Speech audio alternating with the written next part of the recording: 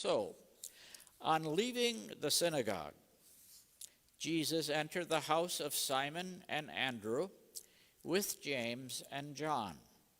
Those are the four that he had recruited earlier that we reflected on 2 weeks ago. Now, it's interesting that Simon and Andrew would live in the same house.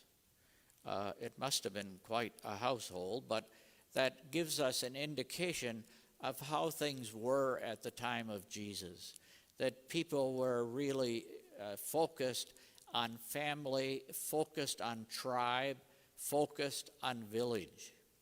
And so when Jesus called particularly James and John, but Simon and Andrew as well, and the other 8 along with them, what he was asking them to do was give up the security of family, of tribe, of village, and to put one's trust and security in the goodness and kindness of God.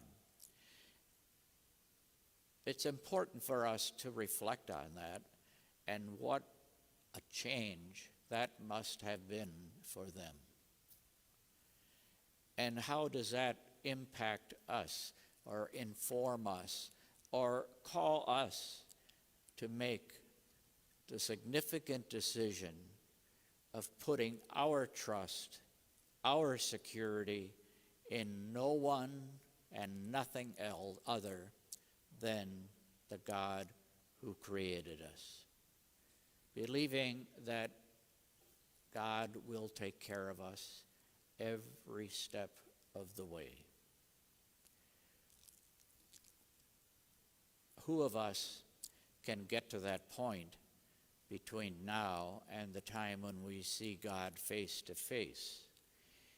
But we pray that our journey of faith between now and seeing God face to face, we can develop as much a sense of security in God's goodness. And in the process, ta-da! Let go of anyone or anything else in which we might presently be putting our security. So when we look at just this simple little scene, it reminds us again of what Jesus was asking of his first followers and asking of us as well.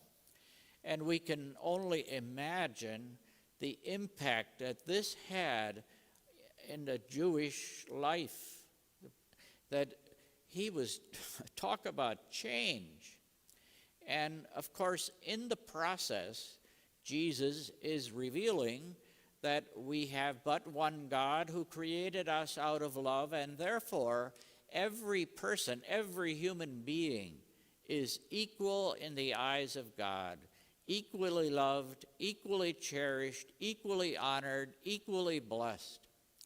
And that would also cause great turmoil, because we know that prevalent in the Jewish faith at the time of Jesus was this sense that people, human beings, thought they had the authority to determine who was good, who was bad, who was in, who was out, who was holy.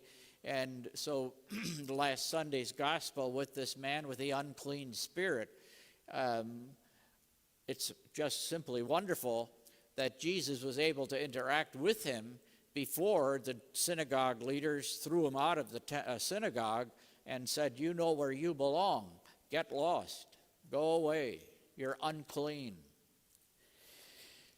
And of course, the Roman Empire. Wow. Everybody's equal in the eyes of God. The emperor certainly can't be equal with you lowly Jewish people. No way.